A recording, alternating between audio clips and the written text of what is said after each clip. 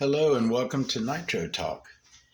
Today we're going to be taking a look at this Nitro RS4 3 Evo Plus with a 69 Ford Mustang Need for Speed body. Before I get into that, though, I just made the Kyosho stadium truck video, and I realized I started out the video with it in a different box, and halfway through the video, I revealed, maybe not halfway, but I revealed the vehicle that, I was going to be showcasing. But then I put the video on YouTube and I put the description of the car in the title and a picture of it for the thumbnail. So I've done that a couple times actually already. So I realized there's kind of no point in revealing the car halfway through if I'm going to show what it is in the thumbnail, which I guess I kind of have to do. So no more of that. This is the car we're doing right here. Also, before we get into that, please, if you're into nitro vehicles of any type, nitro engines, tools, parts, anything related, please like and subscribe. We are going to be doing many videos. I actually just was looking and I realized that very shortly here I'm going to have my 100th video. I'm right around 90 right now. So I'm going to do like a 100th video special. That's coming really soon. So please like and subscribe.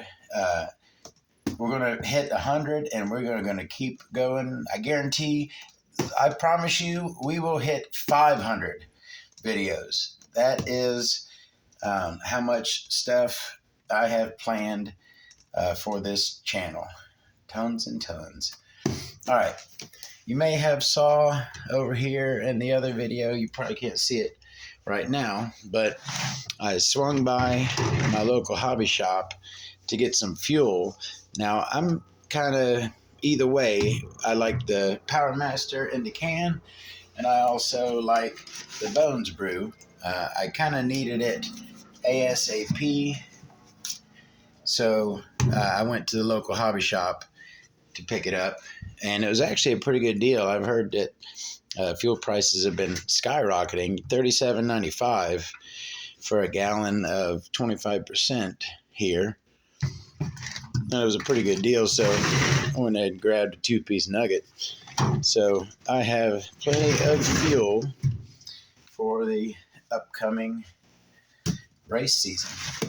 All right, let's go ahead and get into here. Now, you got two types of boxes generally that the cars come in. One, the top just kind of lifts right off, and then this one opens up like that. And I kind of like this style of box, and I always love having the original boxes for my cars. So bonus. We got a 2.4 gigahertz radio in here, the HPI TF40, and aside from your standard trims, and looks like a third channel switch there, we got endpoint adjustments, which for a nitro vehicle is crucial. Without having endpoint adjustments, you're usually yanking too far. It's going to hurt your servo. It's going to tweak your radio tray. Not good at all. So having endpoints on a nitro vehicle is very good, and I appreciate HPI including a radio with endpoint adjustments.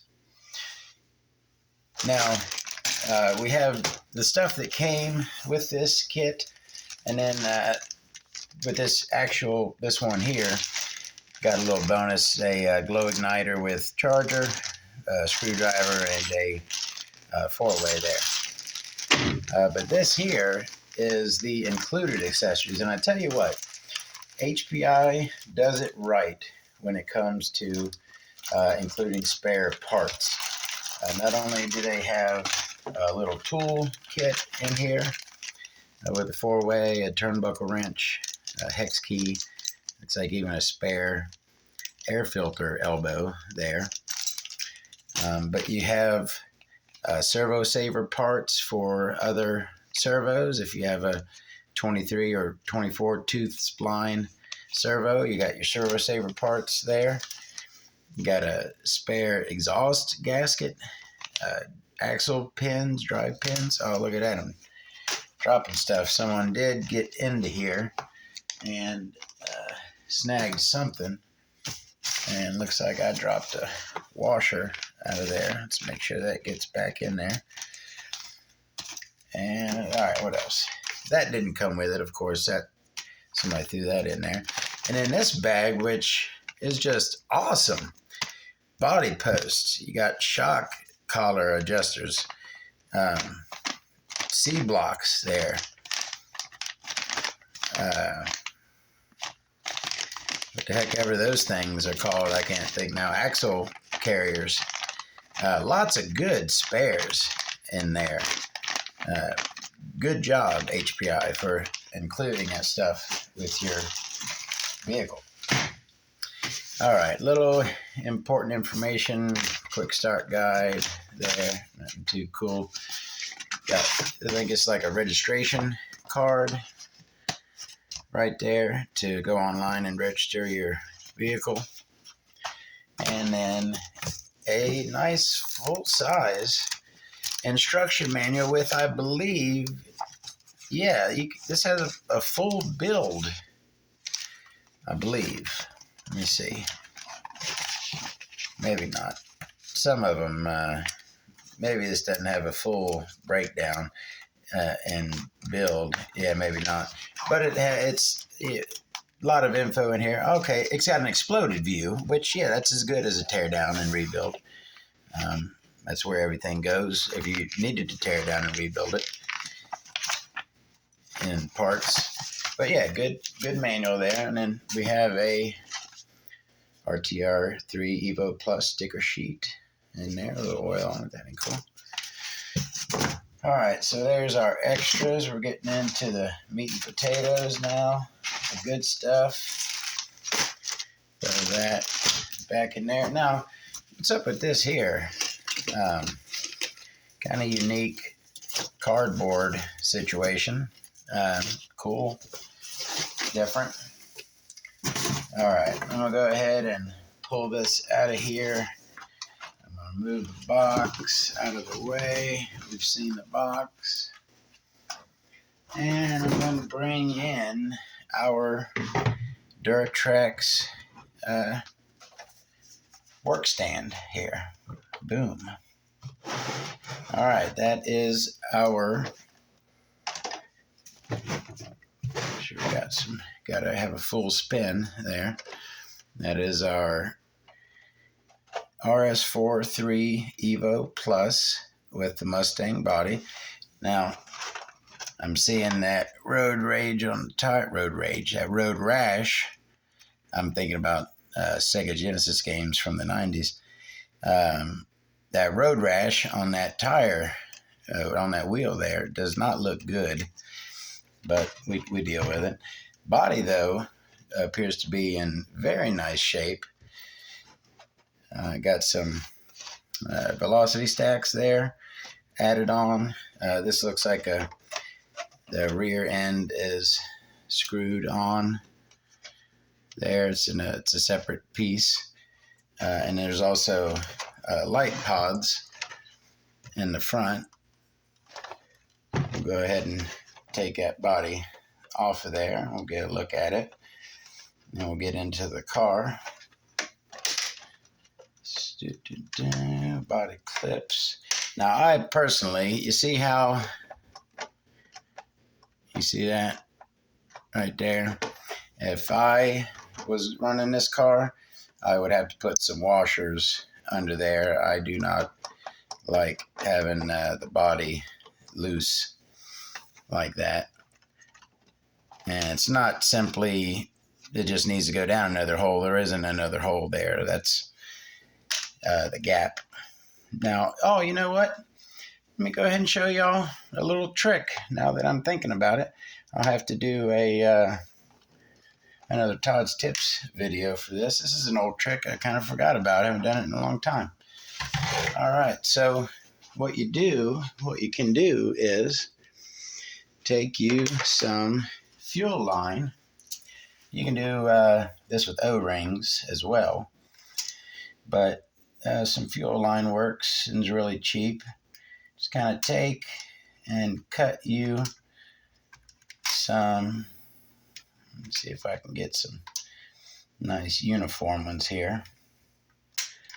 Try to do them a uniform width so that when you put them on, the body sits evenly. But so you make these little pieces of fuel line there, right? And you throw those over your body posts, right? Boop. One on each. It's going to be a pain. There we go.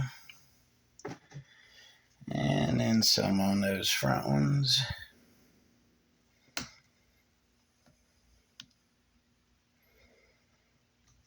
One and two. All right, so you see how we now have like a little O-ring, basically, of fuel tubing on each of the body posts. Now, when we put that body on it and put the clips in, you will see that that play has been taken up.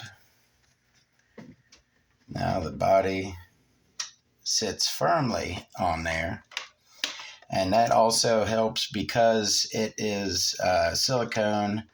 It's like a cushion. It helps for shock protection. Look at that. That is perfect. I did that perfectly first try, and those are perfect size. That body is mounted rock solid, no play whatsoever. That's Todd's tip for you. I'm going to have to cut that section out and post that by itself as a little Todd's tip, because that was cool. I kind of just remembered that. This car needed that done. All right, so let's move on to the RS4 here. All right, so let's look at that body. Like I said, you have light buckets, light pods in here that you can actually, if you want, drill a hole in and mount some headlights in there. There's the bolts that hold on those velocity stacks on the hood. And as you can see, those are the bolts that hold the rear end on. It's a separate piece. But really, really nice body all around from every angle. Looks really good.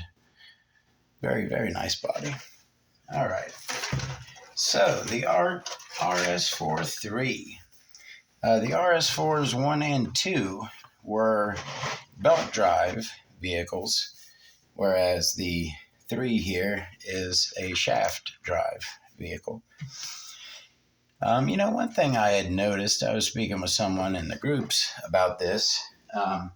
RS4 1 and 2, you'll find a lot of those customized. A lot of aluminum parts and graphite, whatnots. But for some reason, you hardly ever see a 3 that's customized. Usually when you see an RS4 3, it's pretty much like this, pretty much stock. Just as an example, this is a RS4 2, I believe, chassis, 1 or 2 chassis, with a lot of upgraded aluminum parts. And I don't know if you've seen my video with the RS4 with the Corvette body. That's all aluminum. But this has some aluminum upgrades, and it's got the carbon top plate and Y brace. And this has the turnbuckles that this one needs. This comes with fixed links here. If you want to upgrade, you would make you some turnbuckles like those right there, and then you can adjust all your steering angles. But yeah, like I was saying, ones and twos, you see a lot of customized ones like that.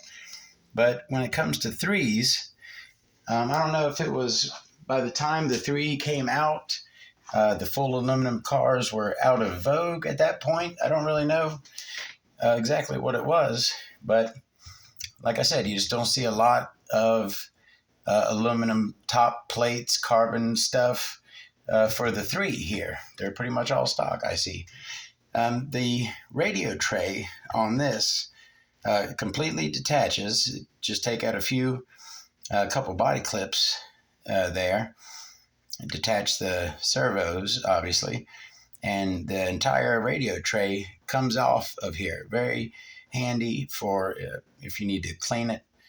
Obviously, take the servos off and you could give it a good cleaning. You know, I've always found the radio box on this to be really crowded. The wires kind of are, you know, the receiver's here, but it's got to run the antenna over to here. And the batteries are here, but it's got to run the wires over to the receiver here. So it's just kind of, it's tough to get everything stuffed in there. But once you do, it seals up nice, and at least it hides it. It hides it well. That is the T3.0 engine. It is an 18 engine. I've always had good luck with it. It's not a crazy, super boss, powerful engine, but certainly serviceable, gets the job done, starts and runs easily, and makes plenty of power for this vehicle. Certainly, a small, light touring car like this, the engine has plenty of power. Now, speaking of power in this engine, and I'm not positive on this, but there are some of these, one of these cars that really needs a port match on the header.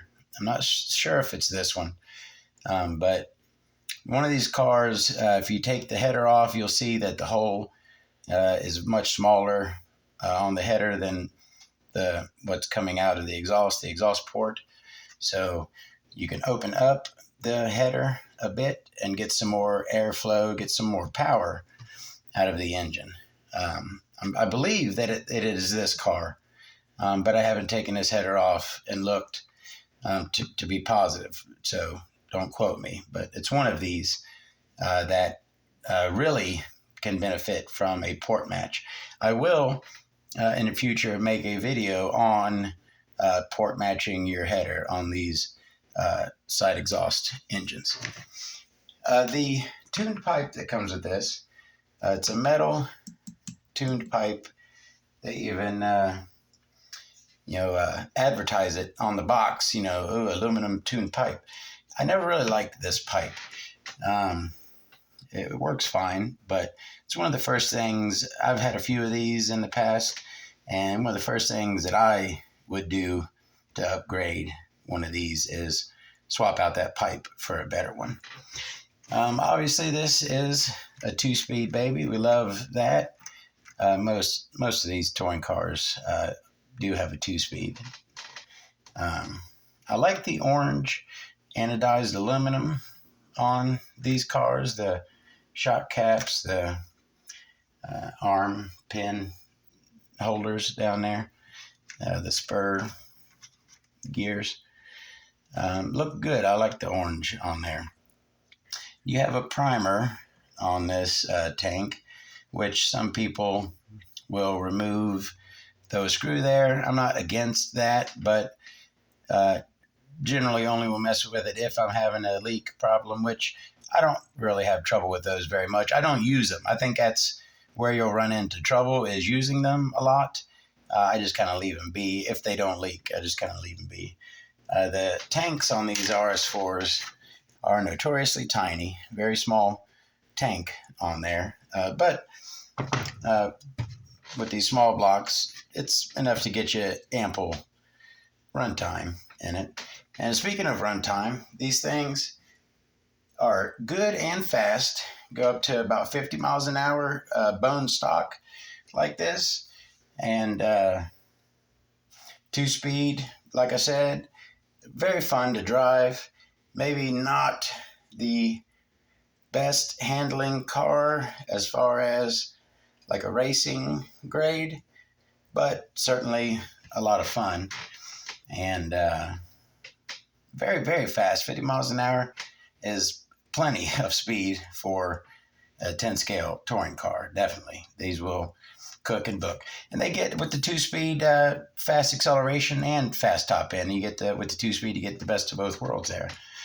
Let's take a peek at the bottom of this one. This one is, I wouldn't say it's well used. Certainly has been used. You'll see that the stock engine uses the screws go directly to the engine. There's not a separate mount, but it does have provision for mounting other engines on here. And of course, a hole to where you could bump start it if you wanted to. Pretty good shape up top. I believe this engine, yes, certainly did have some scratches on there. I probably did my Sharpie on the top to hide them. What I do on black stuff with a scratch, I like to Sharpie it to hide it. Oil-filled shocks come standard on these. SF10W servos, which are waterproof. So that's a bonus.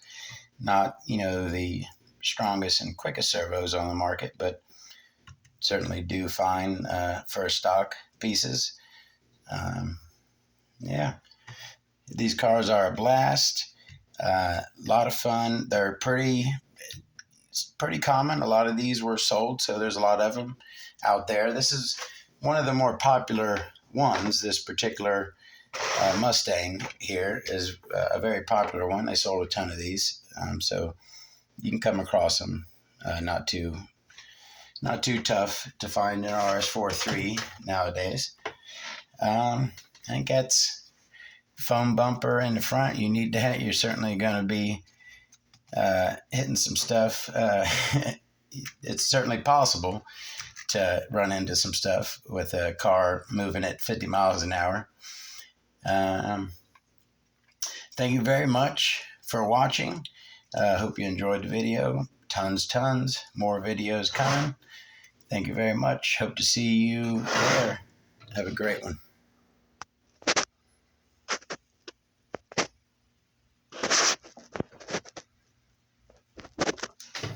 Come on. And I'm trying to hit the stop button, and it just doesn't want to stop.